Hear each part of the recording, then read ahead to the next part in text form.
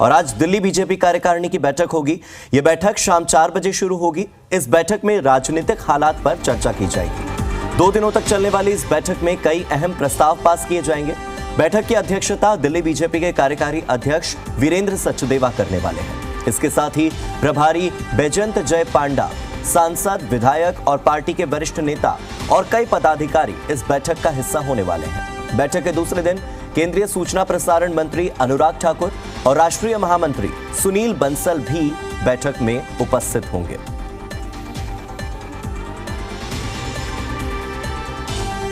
और दिल्ली से मेरे वरिष्ठ सहयोगी तरुण कुमार ज्यादा जानकारी के साथ जुड़ गए हैं। तरुण, आज ये बैठक हो रही है, कल भी ये बैठक होने वाली है।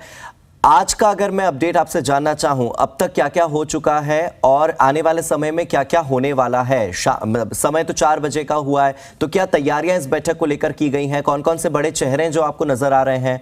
कुछ तैयारियों के बारे में आज की अपडेट और कुछ कल की अपडेट बताइए। देखिए, तस्वीरों के जरिए हार्दिक आप सहज अंदाजा लगा सकेंगे कार्यकारिणी की बैठक के लिए ये एंट्री पॉइंट है और जहां पर प्रेस कॉन्फ्रेंसेस एड्रेस की जाती है। दिल्ली बीजेपी मुख्यालय के ऑफिस के अंदर एक बड़ा कॉन्फ्रेंस रूम है, वहीं पर विधायकों के पहुंचने का सिलसिला शुरू हो चुका है। करीबन 70 to 80 अटेंडीज हो सकते हैं जो सीनियर नेता हैं, एमपीज हैं, विधायक हैं, पार्षद हैं, वो इस बैठक का हिस्सा होंगे और दिल्ली बीजेपी के कार्यकारी अध्यक्ष वीरेंद्र सचदेवा इस बैठक की अगुवाई करेंगे। बाकी जो ब्रीफ है औपचारिक तौर पर हरीश खुराना जी हमारे साथ जुड़ रहे हैं। हरीश जी, आज की बैठक में क्या क्या होगा, कौन कौन लोग शामिल होंगे, एजेंडा क्या है? देखिए, बहुत महत्वपूर्ण बैठक है प्रदेश कार्यकारिणी की, जिसे आपको ज्ञात है कि राष्ट्रीय कार्यकारिणी होने के 10 दिन के अंदर, 1 हफ्ते के अंदर ही बैठक होनी जरूरी होती है। तो आज उस परिप्रेक्ष्य में बुलाई गई है। आज प्रदेश पदाधिकारियों की बैठक है जो आज पार्टी के प्रेमिसेस के अंदर ही है और कल बड़ी बैठक जो 350 लोग इसमें अपेक्षित हैं अम्बेडकर इंटरनेशनल में होगी। इसमें राजनीतिक प्रस्ताव एक लाया जाएगा। इसमें अरविंद केजरीवाल की नाकामियां और जिस प्रकार से केंद्र सरकार में जो हमारे काम हो रहे हैं उस पर चर्चा होगी। आज चर्चा होगी, कल प्रस्ताव रखा जाएगा बड़ी बैठक के अंदर और वहाँ पास होगा। और इसके अलावा जो एमसीडी का परिप्रेक्ष्य चल रहा है उसके बारे में हो सकता चर्चा हो। प्लस जो कामकाज जो रिपोर्ट कार्ड है जिलाध्यक्षों का वो एक पेश किया जाएगा हर जिलाध्यक्ष के द्वारा और संगठनात्मक इश्यूज उठाए जाएंगे। और निश्चित तौर के ऊपर चूंकि 2024 अब बहुत दूर नहीं है, उसके बारे में निश्चित तौर पर चर्चा होना स्वाभाविक है।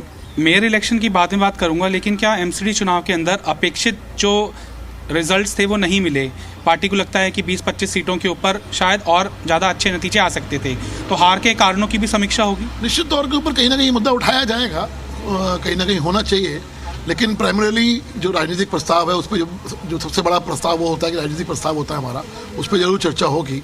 और निश्चित तौर के ऊपर ये बात भी कहीं ना कहीं टीस है कि 20-25 सीटें कम रह गई, लेकिन जिस प्रकार का प्यार दिल्ली की जनता ने दिया उसके लिए हम धन्यवाद भी उनका हम कर भी चुके हैं, दोबारा भी करेंगे हम लोग उन चीज़ों का। मेयर इलेक्शन के ऊपर क्या स्ट्रैटेजी अब बनाई जाएगी, चूंकि अब तो मामला कोर्ट में चला गया, 3 फरवरी को सुनवाई है? देखिए, आम आदमी पार्टी की शुरू से स्ट्रैटेजी रही है कि इस चुनाव को टाला जाए और जब मैं ये कहता हूँ उसका एक लॉजिक भी है।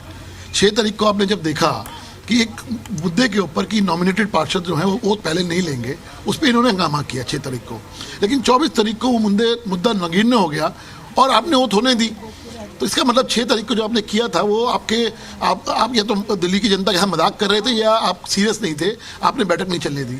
और जब 24 तारीख को जिस प्रकार से जब मेयर का चुनाव की डिक्लेरेशन हुई कि शुरू होने वाला है, आप लोगों ने हल्ला मचाना शुरू कर दिया और कोर्ट में जब जाना, ये दिखाता है कि कहीं ना कहीं आप चुनाव टालना चाहते हैं। और जिस प्रकार से आपको भी मालूम है, सुप्रीम कोर्ट आपके घर का तो है नहीं। सुप्रीम कोर्ट का फैसला जब भी आएगा, महीने में आता है, 15 दिन में आता है, 2 महीने में आता है, जब भी आता है, तब तक कोर्ट क्या फैसला देता है कि चुनाव टाला जाएगा नहीं चलेगा, वो तो 3 तारीख को पता लगेगा। लेकिन आपकी मंशा तो दर्शा गई ना कि आप कहीं ना कहीं चुनाव को टालना चाहते हैं। और जब 6 तारीख को हो गया, 24 तारीख को हो गया और कोर्ट में जाने का, ये तीनों इंसिडेंट्स दिखाते हैं कि आप कहीं ना कहीं ये दिल्ली की जनता के साथ खिलवाड़ कर रहे हैं और दिल्ली की जनता को नया मेयर चुनने आप लोग नहीं देना चाहते।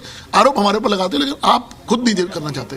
तरुण, अगर बात आज की बैठक की कर लें तो बैठक को लेकर इनसे आप सवाल लीजिए कि आज की जो बैठक होने वाली है, इस बैठक में क्या पदाधिकारियों के नामों में कोई परिवर्तन होगा? क्या कोई नई एंट्री दिल्ली बीजेपी में हमें देखने को मिल सकती है क्या?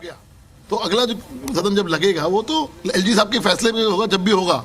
तो इस तरह का ड्रामा क्यों क्रिएट कर रहे थे कि हमारे 151 और 151 पार्षद हैं या नहीं है, इसका फैसला तो जब पोलिंग होगी, जब जिस दिन मतदान होगा उसी दिन सदन के अंदर पता लगेगा।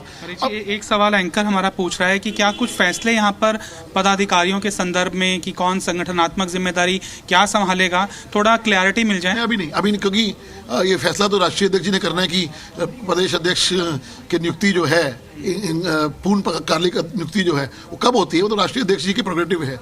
लेकिन निश्चित तौर के ऊपर जो अभी जो टीम है वो निश्चित तौर के ऊपर, जैसे हमारे जिलाध्यक्ष हैं, एग्जिस्टिंग जिलाध्यक्ष हैं, उनका रिपोर्ट कार्ड होगा पिछले 3-4 महीनों का कि किस प्रकार से उन्होंने काम किया, क्या हुआ, क्या गतिविधियां करी। हटाया लगाया तो नहीं जाएगा, कार्रवाई नहीं होगी, ऐसा कुछ नहीं होगा, ऐसा कोई कार्रवाई। चलिए तरुण, बहुत बहुत शुक्रिया इस पूरी जानकारी के लिए और हरीश खुराना से बात करने के लिए। बीजेपी की महत्वपूर्ण बैठक पर क्या अपडेट होगी जानने के लिए तरुण से एक बार फिर जुड़ेंगे, लेकिन